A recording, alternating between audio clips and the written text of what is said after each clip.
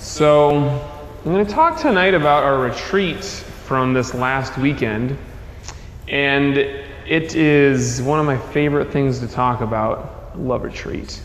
It's so fun. And this year was a more unique year. This was our first time going to this new location. Some of you guys heard that our last location that we used to go to in Malibu burned to the ground, gone completely. Very sad. It's an awesome place. And they say that it's going to take 3 years to rebuild it. So I hope that we get to use it again sometime. But we found a pretty great place. And it was, honestly, for months we were looking at places and I didn't like any of them and it was impossible, logistically or whatever. And I had kind of almost given up. And this is what Miss Macy is here for, is to drag me back and say, no, you have to do this. So we finally found a place that we went out and looked at, this Mount Baldy Zen Center, and it was really beautiful. And had the kind of feel that I really have wanted to have. It has its pros and its cons, but one of the best things about it is it's really a Zen center that is set up for people to come, and some people come and practice martial arts, and a lot of people go and meditate, and it's got like that vibration of this is a serious place, this is a place where you get work done. The other places that we've been to and for other retreats in Malibu is a beautiful place. There's no question. I mean, you're looking out of the ocean, and the food is pretty delicious, but also it's got this other vibration of it because it's a kids camp for most of the year. And this place that we went to this time, I don't think that many kids have been there for years and years and years. It was a dilapidated Boy Scout camp. And they've not been there for decades. And so it had that really great feeling of this is what we're doing, and there's no like extra bright colors or distractions or anything. It's just serious business. So I'll talk a little bit about some of my favorite memories, and then a lot of you guys were on retreat, so you can talk about some of your favorite memories too. I'll say that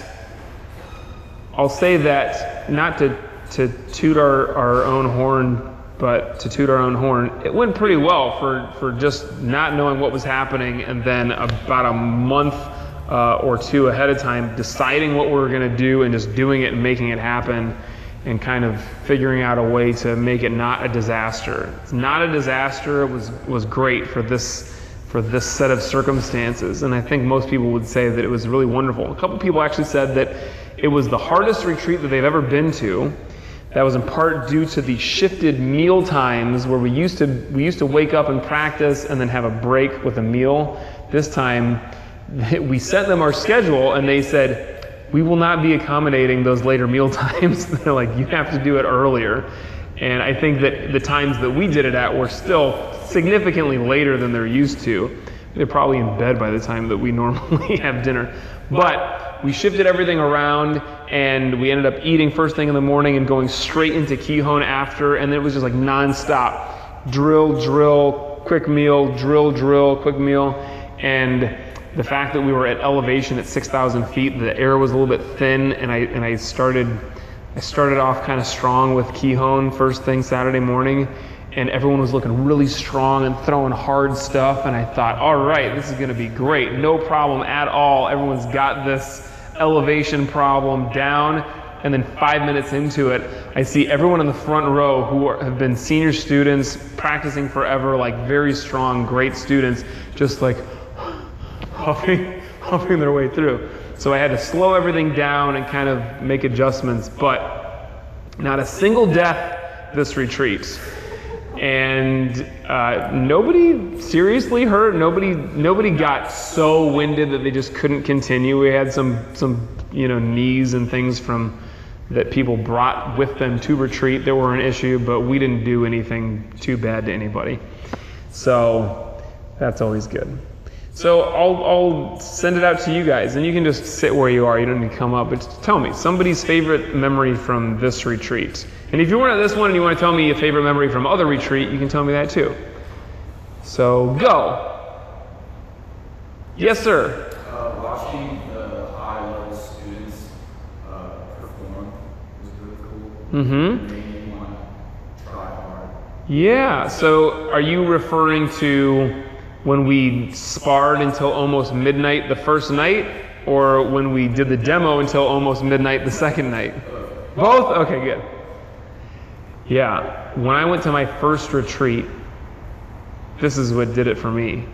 This is what made me want to do martial arts, or at least one of the things that really sticks in my mind. This is one of those defining moments in my life and in my practice. I watched the demo and I saw people just looking really good, like a movie in real life.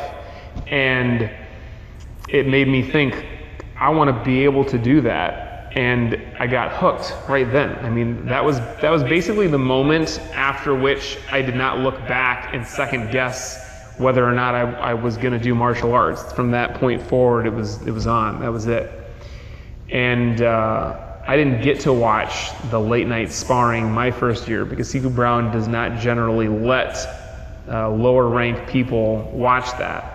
But they've got a different setup at that retreat where they've got this more secluded area. And I know even if I told you weren't allowed to watch, you'd still be there peeking your head through the window like you were for this one, watching, just fogging up the window like, this is the most incredible thing I've ever seen. And the demo was really good too. Absolutely. Who else? Yes, ma'am. The highlight of my retreat, and also probably the last 10 years, was the Kung Fu escape room. Mm-hmm. And it seemed a bit too easy for me because I just would stay calm and I escaped. And then I noticed my buddy was getting head loss, so I went back and I peeled off the attacker and then just rushed us both out there. Yes, so this was a drill that I stole from Sifu Brown. We did it at the retreat in Michigan, and we did it in an actual bathroom, which made it really real and really dangerous. And there were like sharp edges all over the place, and there was a wall that did not survive that, just like there was a wall at our retreat that didn't quite survive, but that wall like basically almost came down. And we did it here, and I thought, oh, we got to do this in a way that's safer because we don't have as many people who've been around for so long. So how am I going to do this? We're going to make this like the inner chamber of an insane asylum. We just had padded walls everywhere so that if people get thrown into them, the walls knock over. There was only one wall involved that was not made out of pads, and it got Doug's butt sent through it, and so we are paying to repair that wall. But the drill was still very exciting, and for most people, I think maybe a little bit more intense or stressful, where we basically, the term escape room makes sense and kind of gives it a little too much of a fun air, so we'll call it something else. I don't know.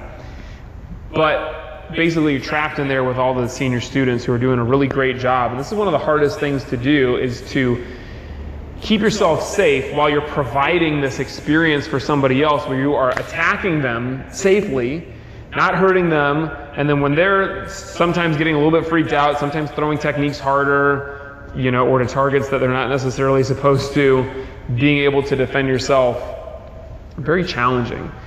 And part of the twist was I gave you a partner, and your job was to make sure that you escape with your partner. The whole theme for the weekend was being a great partner and keeping somebody else safe out in the world in a self-defense situation is a very difficult thing to do. Way harder than just defending yourself. You got to be able to keep yourself safe, keep the other person safe. And then in this drill, probably even more complicated at least, was not just destroying the person who was attacking you, because you got to come back and practice with them the next week in the dojo. And it may have been a little bit too easy if you just walked right out and left your partner behind to get choked out. So you were supposed to stay with her the entire time. But you remembered, you went back in and you saved her, and the fact that you stayed calm is great. You were supposed to stay as calm as possible. But all the chaos, man, it was a crazy drill. We had one where a gang came in and started hitting everybody with sticks. We had one where a student was holding as a hostage somebody from your group and had a gun and was waving it around like this, and you had to be able to save this person without getting yourself shot. And I hesitate saying that everyone did like a great job. They did well enough. It's to be decided whether everyone would have survived like that same scenario in real life, but at the very least it starts getting you thinking about it. Now that you have been in a situation like this where you've had to save somebody or you've had to deal with somebody with a weapon, now you're starting to think like, what would I do? I handled it this way, it was okay, maybe I would do this instead. And it maybe gets you thinking about asking questions in class or whatever else there is to do about that. Making sure this thing is straight? Thank you. So that was, I think for a lot of people, the thing that they will remember from retreat. Whether or not it was their favorite drill, it's going to stick somewhere deep in your subconscious and you'll wake up having nightmares from it. What else? And you can say, that was my favorite one too. Go ahead, man. There were a lot of really great moments, but I Mm-hmm. really liked the when you were on the rocks. Just one of the teaching moments. I learned a lot. Are we talking about when we were doing the trapping drill, like the Tai Chi trapping with a partner? Mm-hmm. So you liked all of the teaching moments where your partners were helping you? Mm-hmm. I agree. So that was an interesting drill because it's something that we've done on smooth rocks in Malibu, and I got there and I saw this. We thought like, what? It's a much smaller location, this place, and I thought, how are we going to find like different places to practice? There are really only two good places to practice. There's the room that has all the pads, the mats in it, which was really nice, and I think that's where every other group that does martial arts just stays in that room, but that's not what we do. We go out into the world and find adventurous ways to possibly hurt ourselves. And so we had to go, and there's another flat spot, which is where we were doing Kihon in the morning, and then there's every place else, which is basically just rocks and trees, and it's kind of difficult to deal with that. But I saw this sloping kind of mountainside covered in jagged rocks, and I decided, that's a great place to practice martial arts, let's do that. And nobody died, so it was a success, again, like I said before. But that was a dangerous spot. You really had to pay attention. And I think that this is one of the interesting things about practicing on retreat is you're not in the dojo where everything is very controlled and you know what to expect at any given time. This is, you're out in the wilderness, and I mean, there were supposedly bears out there, probably, you know, hiding behind trees and thinking about eating us. And I had this chart in the cabin that I stayed in that had all of the different wildlife, and I thought it was kind of funny because it wasn't like adjusted for size. So the bears were here this big, and there were lizards that were also this big, and I thought, where's this lizard that is the size of a bear out there on this mountain? But it was interesting to kind of be out there in just a totally different environment, and for me, to find out how to do what we can do in a place like that, and then also for you guys to have the experience of just physically doing it in a totally different place. And we're going to continue to be more creative when we find other locations and, you know, finding out what we're going to do there. But I really like that drill. It is a very pure form of partner work, a great way to practice with a partner because you're really getting into the flow with them. You are working on things that you don't work on very often in class. So you're both kind of learning with each other. One of the other students, when I asked this at retreat, said that this was his favorite drill, working with his partner, because they were kind of both teaching each other and figuring it out together. And that can definitely be the way the retreat goes. If we're doing something complicated, you gotta not just be the junior student, not just be the senior student, but be willing to accept whatever it is that's coming from the other partner too. Something else. Anybody new? Same people? The only people liked retreat? Go. See, well, I was under the weather the first day and a half or so, Mm-hmm. and I almost always liked flow drill the best, but I probably would have liked the hard keynote, but I was so fatigued and, Mm-hmm. and everything else, so flow drill. And I got that part of a kid who, not So flow drill. What was it that you liked about the flow drill? You said you got to partner with one of our kids who came who were not acting like kids. We didn't tell anybody how old they were. Probably guess, because some of them still have some baby fat on them. But they were big enough and strong enough to do retreat. But what was your favorite part about that? Just you never know. It seems like the best block is pretty, after being here a while, it's pretty intuitive, but don't be there. The best block to any strike or technique, you can just kind of figure it out. But flow drill, you never know what seafood is going to flow you into next. And it's just really cool to keep flowing and flowing and flowing in the next technique. Yeah, I love flow drill. It presents an interesting challenge for me to come up with it.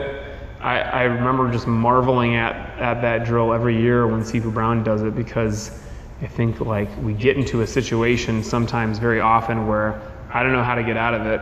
Every once in a while when I'm coming up with a flow drill, I get myself in a place where I don't know how to get out of it, so we got to kind of backtrack and find a way to deal with it. But it is it's a very cool thing to watch. There was one student who was watching, brand new student, came on retreat after only a couple of classes, and she couldn't do that drill because she had an injury from before, and so she was watching, and she started off kind of like, oh, I'll watch and I'll learn something, this is nice. And then I came over and talked to her halfway through the drill, and she's like, what are you guys doing? This is the most amazing thing that I've ever seen. Are you just coming up with this right now? How, this is so incredible to watch. And I had to step outside of it and look at it from an outsider's perspective, especially somebody who's never seen it before, or somebody who hasn't been here for a while. Yeah, it looks kind of great, especially when you're doing it right. And it was cool for me to watch you guys do it, and for me to come up with that flow is often one of my favorite things, because it causes me to be really creative and think of things from a different perspective. And for you guys to deal with things differently. This is the technique that comes at you, and you usually have this block, but I'm making you do something else that is often, more fluid and more difficult than what you're used to. So it's a great experience. Yes, ma'am. One of my favorite parts of the entire retreat was walking up the hill to do the Tai Chi drill.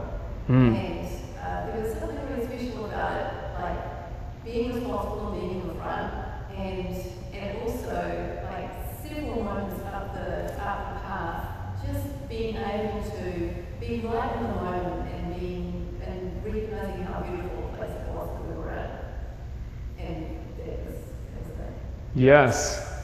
It's kind of funny because retreat is so exciting, and especially this one, had a almost frantic pace to it, where it's like we're always doing something, and as soon as we finish this thing, we either going straight to the next spot, meditate and then go, or you've got X number of minutes for a meal and then we're going to the next spot.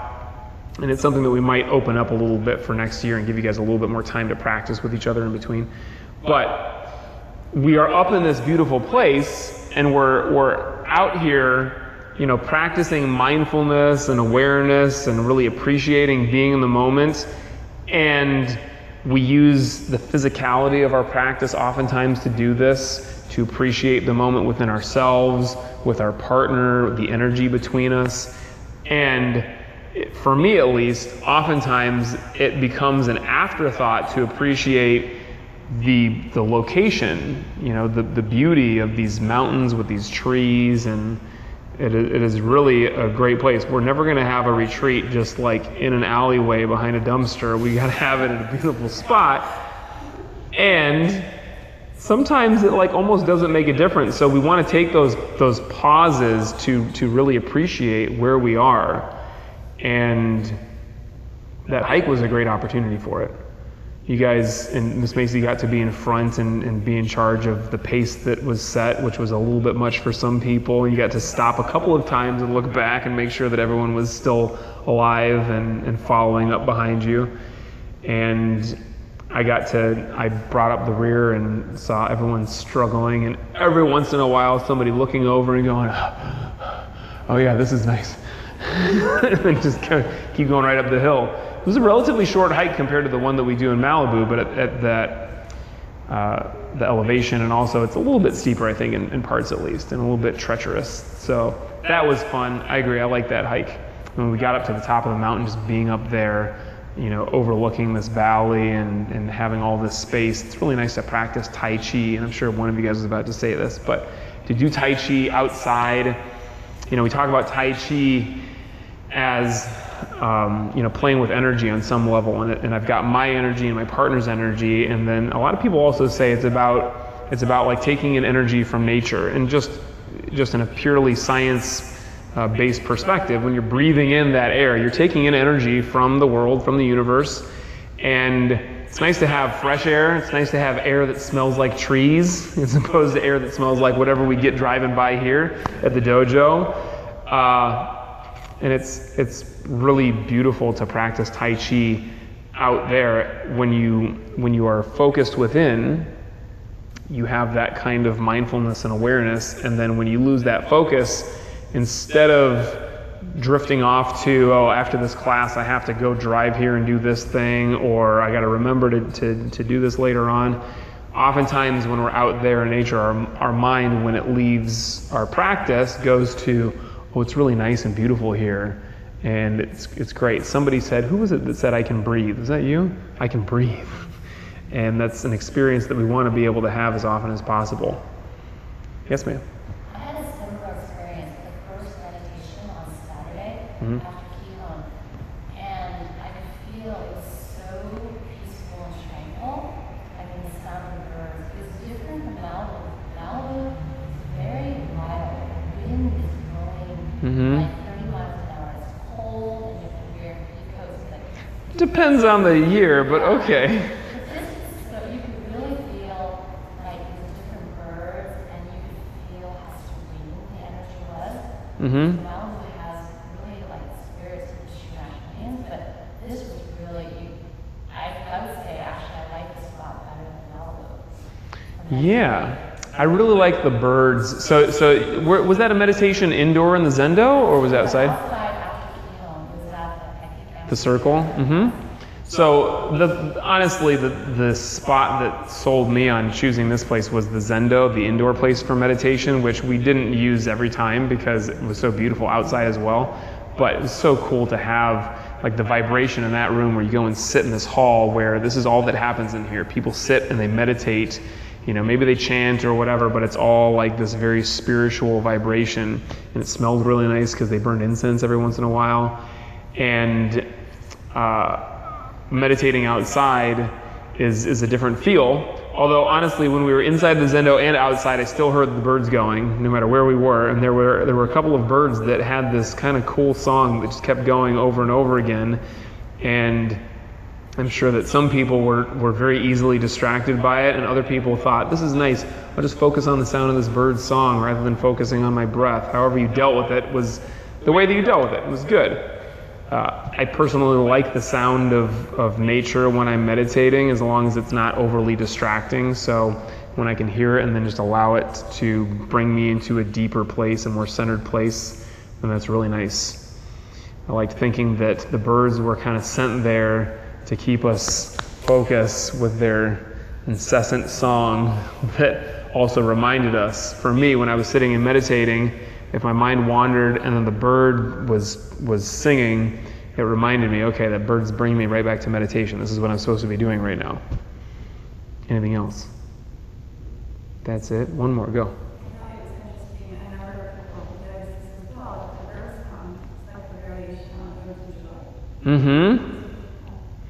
Yes. The bird's song, I did spend a larger percentage of time on a retreat than I would like to admit trying to figure out what that song was that the bird was singing, because it sounded like a couple of different songs. You think it was Ode to Joy? Okay. Somebody else said For Elise. I don't know. But it was, it's an example of the interesting energy that we get when we go out and practice somewhere else. You know, it is easy to get distracted by our lives when we're here practicing in the dojo. And when we're out there, you got the sun shining on you, and sometimes there's like a bug. There were no mosquitoes, but there's flies coming at you, and you know, the different weather and the elevation and all of this. It's like, it can be quite distracting out there. But you inevitably end up being able to get beyond all of that and just come back to what it is that we're doing in this moment. And this is one of my favorite things about practicing outside, is that we get this opportunity to go out and just on a very basic level take our practice outside of the dojo. And we're out there practicing together, and I'm yelling at you, and that helps you stay focused. But it's oftentimes the first step for people to then go, okay, well, I can practice here, then maybe I can practice at home. Maybe I can practice in that nice park behind my house, or maybe when I'm at work, I can actually kind of practice this way and you know, practice being a great partner, or take a breath every now and then, whatever it is. So it's a great foray into that. It's a great introduction for a lot of people to start taking their practice outside and be able to deal with the distractions and be able to take that on and be strengthened by it. So we're going to sit and meditate, and I want you to not sit here and think about all of your favorite stuff about retreat or retreats past. I want you to just sit here and meditate. But remember the focus of the weekend. Remember the point of it is, on some level, our practice is not about us. Our practice is about other people. Our practice is about being the best possible partner. And meditation is like putting on your oxygen mask first. You got to take care of yourself so that you are the best possible person. And this is something that I think of often that helps my meditation become great. It helps me enter into it with more intensity and more intention, as I'm thinking, this is not just about me. This is about, how will I be for the rest of the world? How will I be for the students and my family and everybody else in my life? And how will this meditation right here, how will this impact everything else?